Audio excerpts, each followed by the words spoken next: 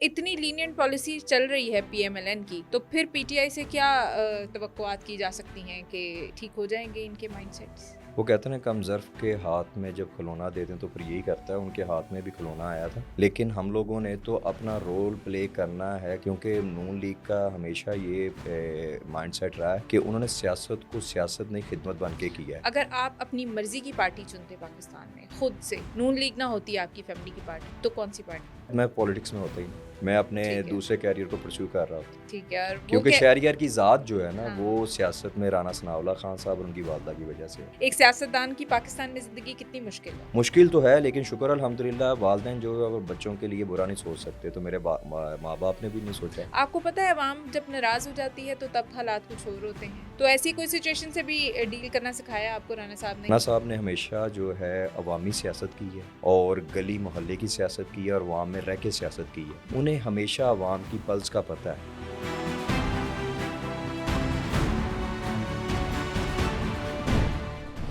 बिस्मिल्लाहिर्रहमानिर्रहीम अस्सलाम वालेकुम व्यूअर्स, आप देख रहे हैं ब्लंट लाइन नेटवर्क और मैं हूं फरियाल वकार। नाज़रीन, आज आपकी एक ऐसे जो है वो गेस्ट से मुलाकात होगी इस पॉडकास्ट के अंदर जो वाकई ही जिन्हें हम कह सकते हैं कि न्यू जनरेशन जब सियासत की भागदौड़ में आती है तो मुल्क के इंतजामात जो हैं वो बड़े मॉडर्न और जो जदीद तरीक़ेकार है उसके मुताबिक चलना शुरू हो जाते हैं।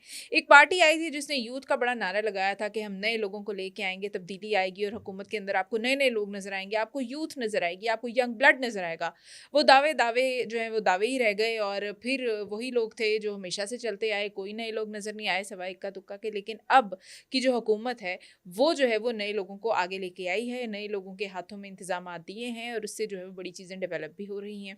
आपकी मुलाकात जिस शख्सियत से आज होने वाली है, उनका सियासत से तो बड़ा पुराना ताल्लुक है क्योंकि उनका एक जो फैमिली सेटअप है उसमें सियासत पाकिस्तान की सबसे बड़ी पार्टी पाकिस्तान मुस्लिम लीग नून के साथ जो है वो उसका ताल्लुक था। लेकिन उन्होंने अपने आप को किस तरह से खुद मनवाया और कैसे अपने बड़ों से सीखा और किस तरह से आज वो मुल्क की भागदौड़ में अपना किरदार अदा कर रहे हैं। आपकी मुलाकात करवाऊंगी। मेरे साथ मौजूद हैं मिस्टर राना शहरियार अहमद। अस्सलाम वालेकुम। जी, वालेकुम सलाम। राना साहब, सबसे पहले तो आपको बहुत बहुत वेलकम। जी, क्यों? उसके बाद मैं यही चीज़ एप्रिशिएट करूँगी कि जैसे मैंने अभी इंट्रो में भी कहा कि हमने बड़े नारे सुने थे, हमने बड़ी बातें सुनी थी, नए लोग आएँगे, यंग लोग आएँगे। मुझे भी लगा था शायद मैं भी सियासत में चली जाऊँगी, शायद मैं भी हुकूमत में आ जाऊँगी, लेकिन ऐसा कुछ नहीं हुआ था।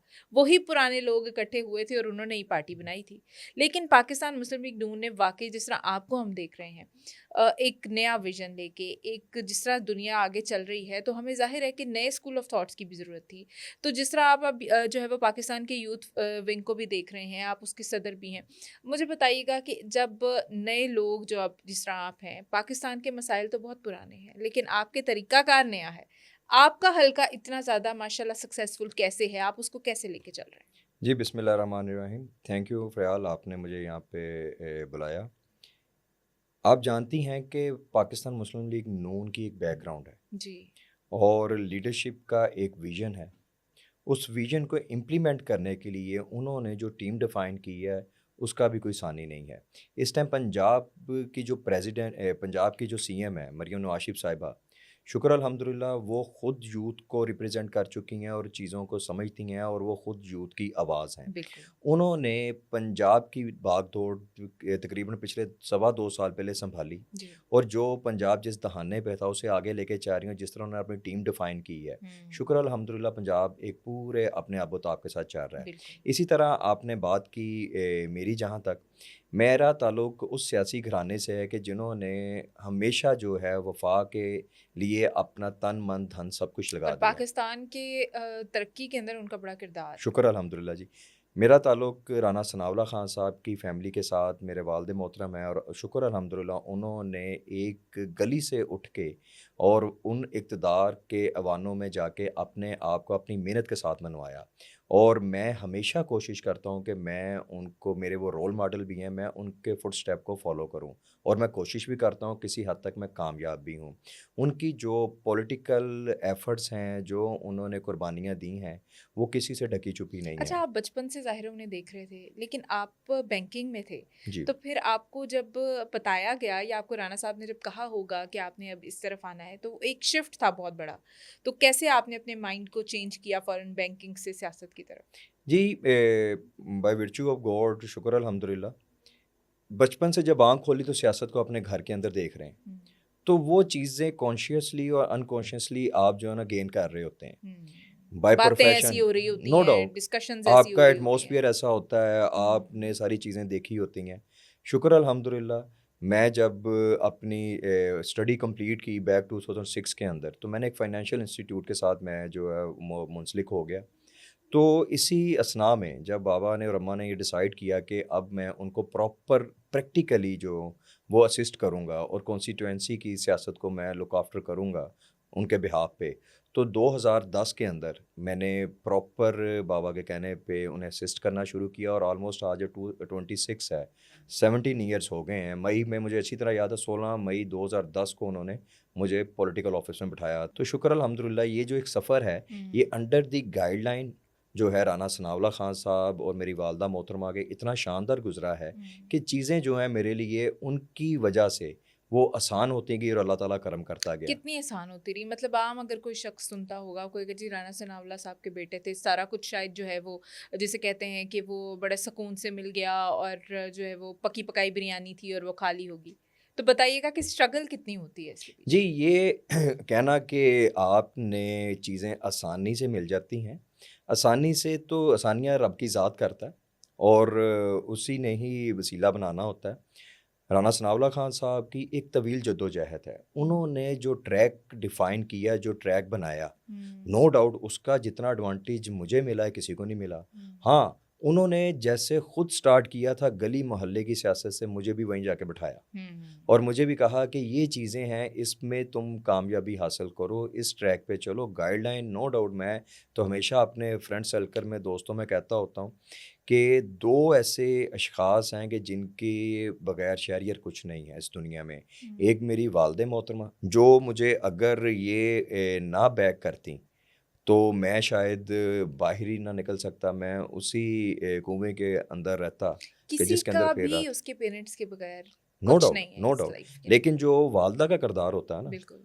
एक लड़के के लिए, एक बेटे के लिए, हुँ। उसकी कोई एक सानी लड़के नहीं की है। माँ होना बड़ा मुश्किल है। बेशक, लोग बेशक। समझते हैं ना कि लड़के हैं, क्या ही बात है।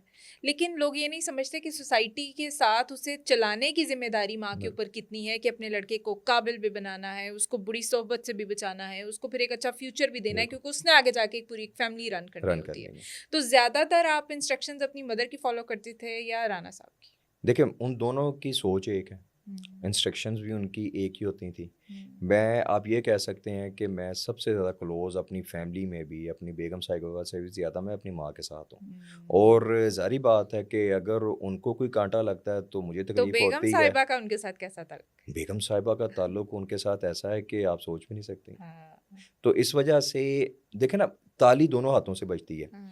तो मैं तो सिर्फ़ ये इस चीज़ का कायल हूँ हुँ, कि मैं अगर बाहर निकला हूँ ना, तो अपनी माँ और अपनी हुँ, बेगम के मैंडेट से निकला हूँ। ये कैसे? अगर उनके मैंडेट ना होता, हुँ, मैं वो मुझे उन्हीं घर के मामलात के अंदर उलझाई उलझाए लगतीं, रखती। तो शहरियार शायद बाहर के मामलात को देख ना ये सकता। कितना बड़ा मैसेज है आपका देखने वालों के लिए। सर देखें, मैं तो वो लोग कहते हैं ना कि जी एक कामयाब मर्द के पीछे एक औरत का हाथ है। लोग कहते हैं, मुझे हुँ, पता हुँ, है, हुँ, बिल्कुल है। मेरी वालदा, मेरी बेगम और इवन मेरा बेटा, ये हुँ, मेरी स्ट्रेंथ है और हुँ, अगर ये मेरी स्ट्रेंथ बैक पे ना होती, तो हुँ। शायद अगर आज आपस में ही आपके लड़ती सामने रहती तो ये ना हो पाता। देखें जी, लड़ाई वाली बात तो है ही नहीं। लड़ाई तो हुँ, आप ख़त्म कर दें, लड़ाई तो बहुत नेक्स्ट लेवल की आ जाती है। जो आपकी सोच होती है ना, वो आगे आपको लेके चलती है। तो ये बिल्कुल। जो सोच है उनकी, उन्होंने चीज़ ठानी है कि हुँ, हम लोगों ने राना सनाउल्लाह खान साहब के उस सफ़र को, जो उन्होंने आज से 40-45 साल पहले सियासत में शुरू किया, उसे आगे लेके चलना है और अपने घर को आगे लेके चलना है और हम लोगों ने अपनी लेगेसी को भी कैरी करना है, हमने लोगों को भी साथ लेके चलना है। ये जो हुँ, फैमिली हम लोगों ने हलकों हुँ, की बनाई है, हुँ। तो उसे आगे लेके चलना है। तो वो उनके मैंडेट के बगैर तो मैं कुछ नहीं कर सकता सही। अब था। फैसलाबाद का सबसे प्राइम और बड़ा हल्का कह सकती हूँ, जी, नो डाउट। ज़रूरी हल्का। जी, बिल्कुल। वो आपके पास है। क्या है आपके हल्के की ज़रूरियात? सबसे बड़ा चैलेंज उस हल्के में क्या है? फ़िलहाल मेरे शुक्र अल्हम्दुलिल्लाह मैं जो क्लॉक टावर है, वो वाला एरिया है मेरे पास, और ये एयरपोर्ट तक जाता है। इसके अंदर यूब रिसर्च भी आती है, इसके अंदर ग्रेन मार्केट भी पंजाब की सबसे बड़ी है। इसके अंदर जो वेस्ट की मार्केट है वो भी सबसे बड़ी है। साथ में यहाँ पे 8 बाज़ार हैं, सूतर मंडी, जॉन मार्केट जिसे हम लोग कहते हैं। बिल्कुल। ये एक पूरी डायमेंशन है और ये एक पूरी दुनिया है। इसमें रंग-रंग का बंदा है। जिस बंदे ने भी फैसलाबाद आना है तो उसने कहना है कि जी मैंने घंटाघर जाना है। उनकी अपनी ज़रूरियात पहचान हैं, है। एक बिज़नेस हब है। तो हर एरिया की अपनी ज़रूरियात है, और शुक्र अल्हम्दुलिल्लाह मैं फिर वहीं पे आऊँगा कि राना सनाउल्लाह खान साहब की गाइडलाइन और उनकी मदद, अल्लाह की मदद के साथ, तो मुझे जो है ना एक एडवांटेज है कि लोग हमारी बात को ओन करते हैं और अंडरस्टैंड करते हैं। ट्रस्ट बिल्ट हुआ हुआ था, ट्रस्ट बिल्ट हुआ है। क्योंकि लोग राणा बिल्कुल। साहब पे ट्रस्ट करते थे, उनका काम देख जी, चुके बिल्कुल। हैं, तो आप पे भी जी, ट्रस्ट। शुक्र अल्हम्दुलिल्लाह, क्योंकि यहाँ से राना सनाउल्लाह खान साहब 5 बार एमपी इलेक्ट हो चुके हैं, और उन्होंने अपनी, हमारी ये आबाई सीट है तो यहाँ पे अब उन्होंने मुझे नॉमिनेट किया। सही तो है। लोगों का एक जो है इत्मीनान है जो हम लोग लेके चल रहे हैं और कैरी हो रहा है। लेकिन वो जो उन्होंने किया हुआ एतमाद बिल्ट, अब आपने उसे आगे लेके चलना, आपके लिए भी एक बहुत बड़ा बहुत चैलेंज बड़ा है। चैलेंज है जी, और मैं कोशिश कर रहा हूँ कि अपनी बकेट में रहते हुए लोगों को जितना अकोमोडेट कर सकें। लेकिन मुझे एक ब्लेसिंग ये है कि राना सनाउल्लाह खान साहब इस कॉन्स्टिट्यूएंसी को उसी तरह लुक आफ्टर कर रहे हैं जैसे पहले करते थे। अच्छा। मैं आज भी उन्हें असिस्ट ही कर रहा हूँ। मैं तो आप हम्म। समझे कि मैं एक मोहरा हूँ, आगे वही हैं मेन जो है, बिल्कुल, शुक्र बिल्कुल, ऐसे ही अल्हम्दुलिल्लाह। होता है, क्योंकि आपको गाइडेंस साथ-साथ जी, चलते हो, तो माशाल्लाह हमारी सीएम भी बता रही होती हैं कि मैं अपने वालिद साहब से बेशक, बेशक, गाइडलाइन लेके चल रही होती बेशक। हूँ। अच्छा, मुझे ये बताइएगा, सबसे बड़ा मसला फैसलाबाद में जो पानी का है जी, इशू, तो जी, आप अपने इलाके में, मैंने सुना है वाटर फिल्ट्रेशन प्लांट्स जी, वगैरह भी काफ़ी जी। हैं? मेरी जी 22 यूनियन काउंसिल्स हैं, हुँ। और शुक्र अल्हम्दुलिल्लाह मैंने जो है 22 यूनियन काउंसिल में हर में एक वाटर फिल्ट्रेशन प्लांट इंस्टॉल करवाया है, और वो चल रहा है with the collaboration of Punjab government, हुँ। With the supervision, under the supervision of Maryam Nawaz Sharif साहिबा, जो इतना एतमाद करती हैं, और हुँ। हम लोग वो कर रहे हैं, और लोगों को साफ़ पानी देने का मैक्सिमम जो है ना हम लोग उन्हें रिलीफ देने की कोशिश कर रहे हैं। हुँ। तो ये मैं कहता हूँ कि मेरे लिए एक ब्लेसिंग है कि लीडरशिप भी मोहब्बत करती है और हमारे जो मसाइल हैं उनको एड्रेस करने के लिए प्रायोरिटाइज़ करती हैं। ये जी। भी आपके मामलात या आपका एक कम्युनिकेशन सीएम के साथ कैसा है? जी, वो बड़ी बहन है, हमेशा उन्होंने इत्मीनान किया है, और हमेशा उन्होंने जो है जो गाइड भी किया है, जो मामलात होते हैं जो उन तक पहुँचाते हैं, और उसका जो है वो फिर बाद में हमें जो है रिज़ल्ट भी मिलता है, शुक्र अल्हम्दुलिल्लाह। अच्छा, और फैसलाबाद में जो तरक्की है वो ठीक है अल्हम्दुलिल्लाह, हम ये नहीं कह सकते, फैसलाबाद काफ़ी तेज़ी से ग्रो कर रहा है। बाकी हलके क्यों नहीं उस तरह से नज़र आ रहे? क्या आपका हलका, फिर वही बात आ गई, क्या राणा सनाउल्लाह साहब की वज़ह से आपको कोई एडवांटेज है, और बाकी हलके उस तरह काम प्रोग्रेस क्यों नहीं है उनमें? फ़िलहाल आप मेरे साथ आएँ, फैसलाबाद तशरीफ़ लाएँ, मैं आपको पूरा फैसलाबाद फिराऊँगा। हुँ।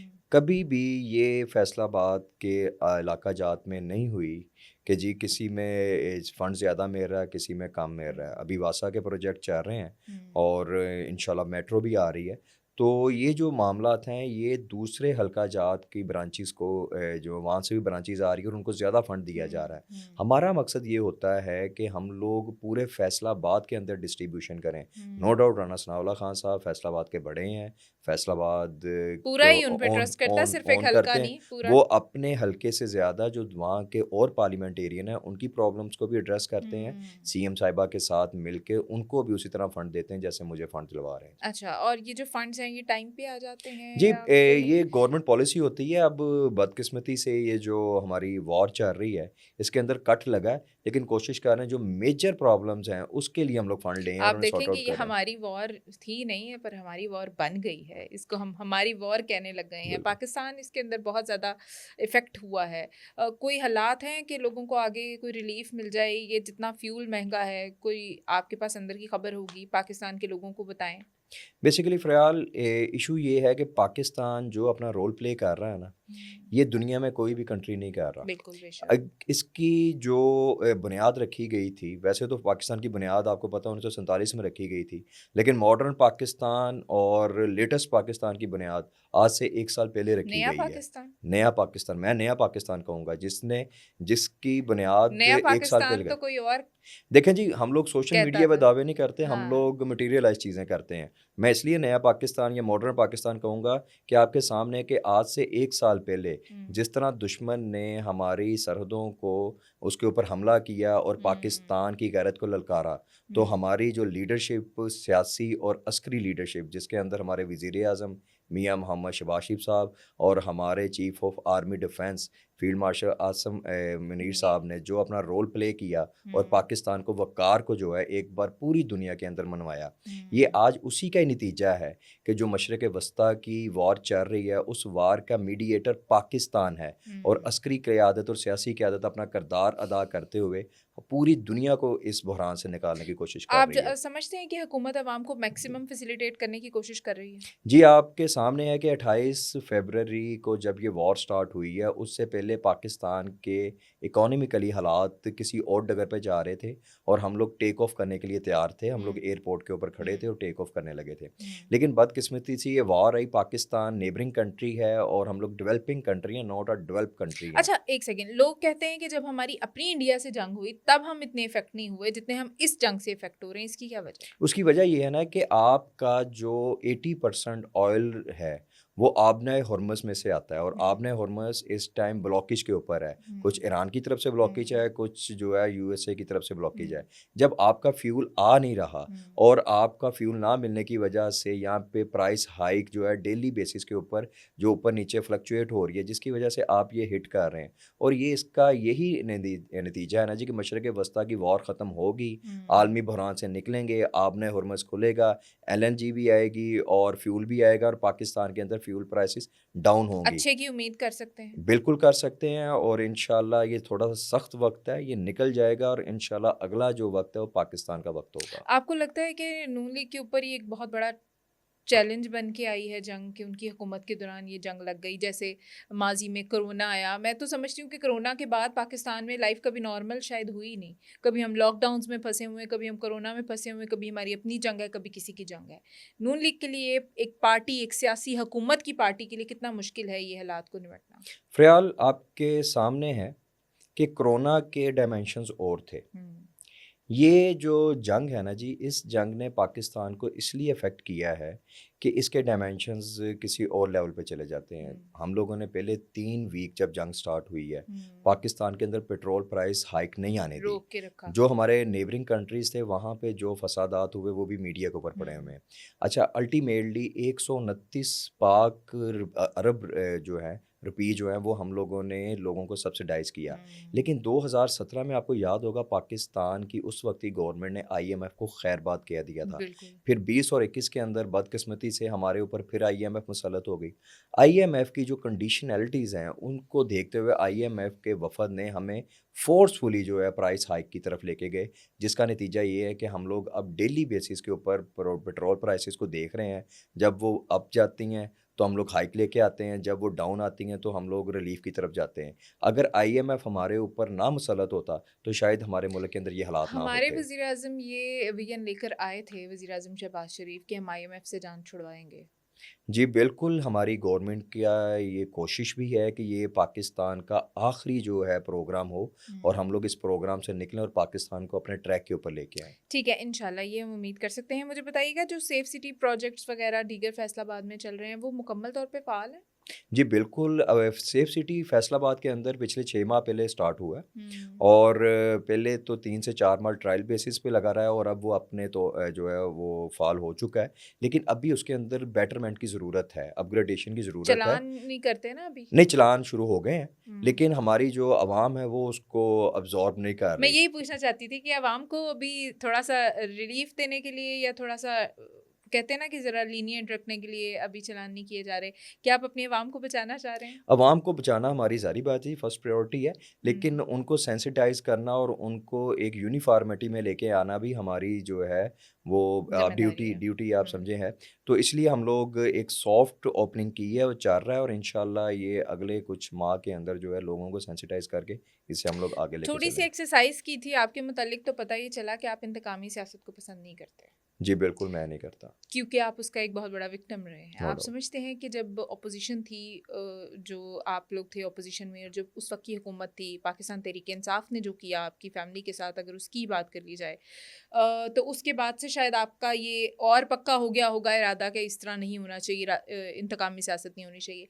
वो जो राना साहब के साथ हुआ उसको भी हम डिस्कस करेंगे, लेकिन आपके ऊपर जो कत्ल का मुकदमा हुआ, उसको कैसे डील किया आपने? कैसे जान छुड़वाई उससे? फ़िलहाल इश्यू ये था कि अगर हम 6 साल पहले या 7 साल पहले की बात करें, 1 जुलाई 2019 को राना सनाउल्लाह खान साहब को एक झूठे केस के अंदर हुँ, अरेस्ट किया। हुँ।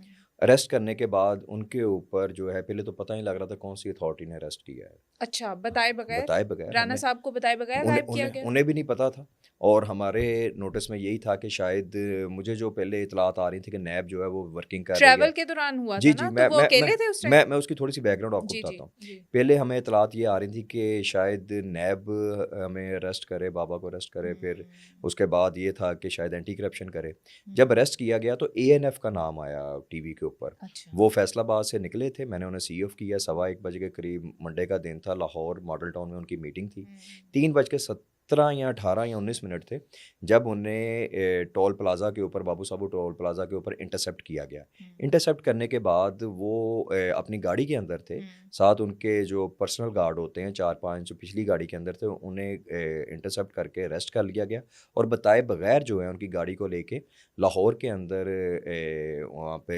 एएनएफ ने उन्हें अरेस्ट किया और लेके आए।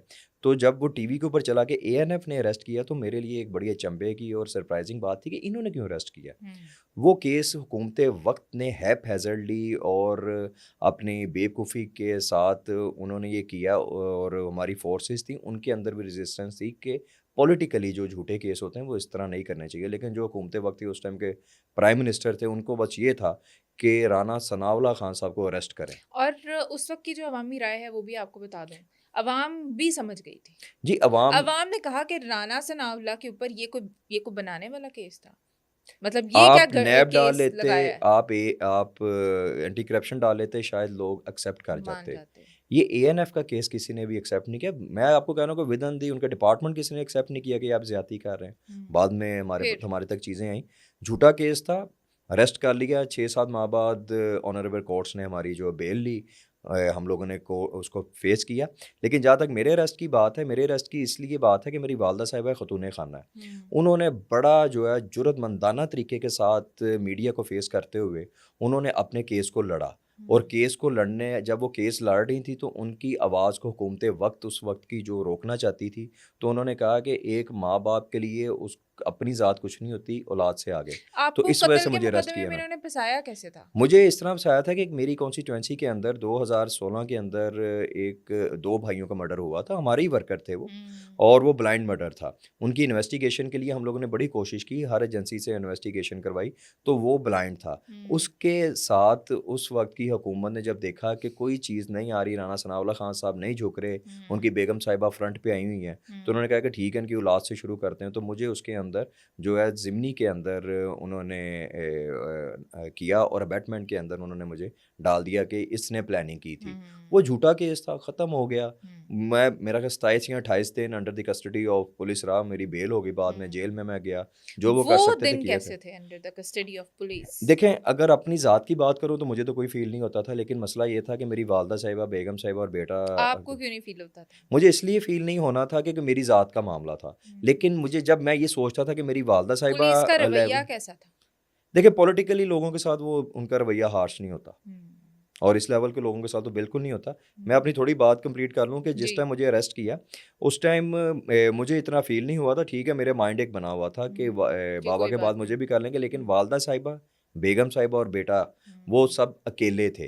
तो हुँ, उसके ऊपर थोड़ी-सी परेशानी होती थी कि कहीं उनके साथ भी जिस गलाज़त के ऊपर हुकूमत वक़्त आई हुई है, कोई ऐसा उनके साथ फ़ेल ना करें, वो हुँ, टेंशन होती थी। हुँ। अदरवाइज़ अपनी नहीं होती थी। अपनी नहीं होती थी क्योंकि सियासी लोग हैं, हम लोग थड़ों की सियासत से आए हैं, ज़मीन पे बैठना भी जानते हैं और सोफ़े की सियासत भी देखी है, ड्राइंग रूम की भी देखी है, लेकिन वर्करों के साथ चले हैं, गाड़ियों पे भी बैठे हैं, मोटरसाइकिलों पे भी बैठे हैं, इसलिए फ़र्क नहीं पड़ता अच्छा, था। लोग कहते हैं वर्दी वाले दिन आगे चलो ना पीछे, पुलिस वालों के, कि कभी ये आपके साथ हैं प्रोटोकॉल के लिए और कभी ये आपके पीछे हैं गिरफ्तार करने के लिए। ये तो सियासत का हुस्न है, हाँ, सियासत का हुस्न है। आपने तो हकजोई करनी है हाँ। और हकजोई कर रहे हैं, तो ये रब की ज़ात की तरफ से होते हैं ये चीज़ें, रिवार्ड रब की जो ज़ात देता है। हुकूमत आती है वो उस हिसाब से अपना इंतकाम। अब नून लीग के जब हुकूमत में आ गई है तो अब हमने देखा पीटीआई पे भी 9 मई केसेस फलां फलां फलां फलां बने हुए हैं। आप समझते हैं कि कहीं थोड़ी बहुत इंतकामी सियासत चल रही होगी? आप समझती हैं कि इंतकामी सियासत है? मुझे तो लगता है कि जो भी आता है पावर में वो करता है। आप बताएं। देखें, ये इस टाइम 9 मई वाले केसेस जो हैं हमारी गवर्नमेंट से पहले के बने हुए हैं। जी। इसके अंदर हमारी गवर्नमेंट का ठीक कोई है। नहीं है। ये बाकी जो जो लोग ये विक्टिमाइज हुए। जी, मैं आपको बताता हूँ। आप देखें कि उनके केसेस इस टाइम अदालतों में लगे हुए हैं। हम्म, जुडिशरी के पास हैं, वो अपना केस लड़ रहे हैं। हम्म, जुडिशरी को उन्होंने अपना केस प्लीड करना है और जुडिशरी ने डिसीजन देना है। इसमें हुकूमत वक़्त का तो कोई लेना-देना नहीं है। बिल्कुल। तो अगर तो हमारे इस दौर के अंदर बने होते, जो हमारा सवा 2 साल का दौर है, तो उसमें मैं मान जाता। लेकिन लेकिन इससे हुकूमत पहले के वक़्त बने हुए हैं। हमेशा उनके साथ मुज़ाकरात के लिए, या हमारी जो अब हमने इस हुकूमत की पॉलिसी देखी, वो तो कहते हैं कि ठीक है, जहाँ मुल्क की बेहतरी होती है सट को थोड़ी बहुत इनकी भी बातें सुन ली जी, जाएँ। बिल्कुल। जिस तरह उन्होंने कहा तफ्तीश करवा दें, वैसे तफ्तीशें होती रहीं। जिस तरह से भी उन्होंने कहा तहकीक हमारे केसेस झूठे हैं, ब्ला ब्ला। तो इतनी लीनिएंट पॉलिसी चल रही है पीएमएलएन की, तो फिर पीटीआई से क्या तवक्कुआत की जा सकती हैं कि ठीक हो जाएँगे इनके माइंडसेट्स? इनके या माइंड्स जो माइंडसेट्स ये रखते हैं हमेशा से, अगर अपना ऑनेस्ट ओपिनियन, वैसे तो एक सहाफ़ी के तौर पे मुझे नहीं देना चाहिए, लेकिन हमने जो पीटीआई का रवैया देखा था वो बड़ा हार्श था और वो बड़ा रूड था, तो उसकी क्या वजह है? वो कहते हैं ना, कम ज़र्फ़ के हाथ में जब खिलौना दे दें तो फिर यही करता है। उनके हाथ में भी खिलौना आया था। लेकिन हम लोगों ने तो अपना रोल प्ले करना है, क्योंकि नून लीग का हमेशा ये माइंडसेट रहा है कि उन्होंने सियासत को सियासत नहीं, खिदमत बन के किया है। अच्छा, और तो वो अगर खिदमत को ही आगे लेके चल रहे खिदमत हैं। को आप मुझे ये बताइएगा, क्योंकि आप राणा सनाउल्लाह खान साहब के बेटे थे, तो वो एक पीएमएलएन से होगा। अगर आप अपनी मर्ज़ी की पार्टी चुनते पाकिस्तान में खुद से, नून लीग ना होती आपकी फैमिली की पार्टी, तो कौन-सी पार्टी होती? लेकिन शायद मैं पॉलिटिक्स में होता ही ना। मैं अपने ठीक है, दूसरे करियर को परस्यू कर रहा होता। ठीक है, और वो क्योंकि क्या? शहरयार की ज़ात जो है ना, वो हाँ। सियासत में राणा सनाउल्लाह खान साहब और उनकी वालिदा की वजह से है। ठीक है। तो और आप समझते हैं कि उन्होंने आपके लिए बहुत अच्छा प्रोफ़ेशन चुना? एक सियासतदान की पाकिस्तान में ज़िंदगी कितनी मुश्किल है। मुश्किल तो है, लेकिन शुक्र अल्हम्दुलिल्लाह, वालिदैन जो है वो बच्चों के लिए बुरा नहीं सोच सकते, तो मेरे माँ-बाप ने भी नहीं सोचा। आपको पता है अवाम जब नाराज़ हो जाती है तो तब हालात कुछ और होते हैं। जब ऑपोज़िशन में चले जाओ हालात कुछ और होते हैं, हुकूमत में आओ हालात कुछ और होते हैं। तो ऐसी कोई सिचुएशन से भी डील करना सिखाया आपको राणा साहब ने कि अवाम जहाँ नाराज़ होती है, बुरे तरह के रिएक्शंस भी देती है, कभी आप समझ रहे हैं मेरी बात, अवाम बिल्कुल। नाराज़ हो जाए तो लड़ भी पड़ती है। तो वैसे हालात भी निपटने सिखाए हैं आपको राणा साहब ने? राणा साहब ने हमेशा जो है अवामी सियासत की है, हुँ, और गली मोहल्ले की सियासत की है, और अवाम में रह के सियासत की है। हुँ, उन्हें हमेशा अवाम की पल्स का पता है। वो उस हुँ, पल्स के साथ चलते हैं। अगर वो ईवान में बैठे हों, इक़्तिदार के ईवानों में बैठे हों, तो हुँ, उन्होंने हमेशा अवाम की बात की है। हाँ, तो मैं कैसे उनके कदम पे कदम ना रखूँ? तो सही। मैं भी कोशिश करता हूँ कि मैं अवाम की ही बात करूँ और उन्हीं को साथ को लेके चलूँ। हाँ, ज़ाहिर बात है, कुछ गवर्नमेंट की बाइंडिंग होती है, क्योंकि मैं उससे भी हम लोग फ़ॉलो एक करते एक हैं। पॉलिटिकल पर्सन है ना, जब वो तो वो हर तरह के हालात के लिए तैयार है। अभी जैसे पीछे आपने भी देखा होगा सोशल मीडिया पे एक शख्स है जो बड़ा फेमस है और अब वो सियासत में आना चाह रहा है, और वो एक पुलिस एहलकार से लड़ रहा था और उसे कह रहा था कि तुम मेरी तनख्वाह पे मेरे टैक्स पे तुम्हारी तनख्वाह आती है, फलां फलां। लोग नाराज़ हो जाते हैं ना, तो फिर ऐसी बातें भी करते हैं। फ़रियाल, बेसिकली पॉलिटिक्स का दूसरा नाम पेशेंस है। हाँ, मैं ये जब पूछने आप वाली थी। पेशेंस नहीं रखेंगे, तो फिर आप उस फ़ील्ड के अंदर कामयाब नहीं होंगे। मेरी ये जो फ़ील्ड है, मेरी फ़ील्ड पॉलिटिक्स के अंदर आपका पेशेंस अगर नहीं है, आप अवाम की बात को नहीं मानेंगे या उसको नहीं सुनेंगे। मेरा तो सिर्फ़ ये मानना है कि एक पॉलिटिशियन को गुड लिसनर होना चाहिए। आप मानते हैं कि एक पॉलिटिशियन या हुकूमत या ये लोग जो हैं वो हम अवाम अवाम के खादिम होते हैं? उन्हें अवाम के लिए काम करना चाहिए? बिल्कुल, अवाम के मैंडेट से आप इस सीट पे आके बैठे हैं। अगर आप अवाम की बका के लिए काम नहीं करेंगे, तो नेक्स्ट टाइम अवाम के पास 5 साल के बाद दोबारा जाना ही है ना, तो हुँ। उनके पास ऑप्शन है। अगर उन्हें आपने परफ़ॉर्म करके नहीं दिया, तो उनके पास तो ऑप्शन खुले हैं। तो जो इलेक्शन आप लूज़ कर गए थे, उससे आपने क्या सीखा? मैंने यही सीखा कि जो अवाम है, उसको टाइमली जो है, हुँ, आपको अंडरस्टैंड करना चाहिए इनकी ज़रूरियात क्या हैं। हुँ, पहले जो हमारे सियासत के अंदर वज़ादारी होती थी, हुँ, वो आपकी चलती थी कि जी आपने क्या परफ़ॉर्मेंस दी है। लेकिन बदकिस्मती से पिछले 2-3 इलेक्शनों से, बिलख़ुसूस 18 के इलेक्शन से और फिर 24 के इलेक्शन में, जो अवामी ख़िदमत का एक मैंडेट था, या आप यूँ यूँ कहें कि जो एक उनका तसलसल था, वो ख़त्म हो गया। हुँ, बस वो एक शख्सियत परस्ती आ गई, जिसने हमारे मुल्क को बहुत पीछे छोड़ दिया। हुँ, हुँ, और अब शुक्र अल्हम्दुलिल्लाह, मरियम नवाज़ शरीफ साहिबा ने जिस तरह परफ़ॉर्म किया है, तो हुँ। वो शख्सियत परस्ती ख़त्म हुई है। अवामी जो दौर दोबारा आ रहा है, और अवामी दौर के साथ जो है मुस्लिम लीग नून दोबारा फिर उसी लेवल पे आ रही है, जहाँ पे वो पहले खड़ी थी। तो यूथ के लिए क्या करेंगे? नेक्स्ट क्या प्लान्स हैं आपके? यूथ के लिए जी सिर्फ यही है कि मैं एक ही चीज़ कहता हूँ कि आपके पास अल्लाह ताला ने दिमाग दिया है। आपने मुआवज़ा करना है, किसी शख्सियत को नहीं देखना कि किसने परफ़ॉर्म किया और किसने झूठे वादे किए थे। हुँ। कौन 1 करोड़ नौकरियों के पीछे था, कौन 50 लाख घरों के पीछे था और किसने अपना खेत, अपने घर की स्कीम दी है, किसने लोगों के दुखों का मुदावा किया है। ये आपके पास सोच है, आपने उसको आगे लेके चलना है और उसके बेस के ऊपर आपने जो है, अपना जो है फ़ैसला करना है। ठीक है राना साहब, बहुत शुक्रिया आपके कीमती वक़्त के लिए। अपने व्यूअर्स से कहेंगे कि प्लीज़ हमारे चैनल को सब्सक्राइब करें, वीडियो को लाइक, शेयर, कमेंट कीजिए। खुदा हाफ़िज़।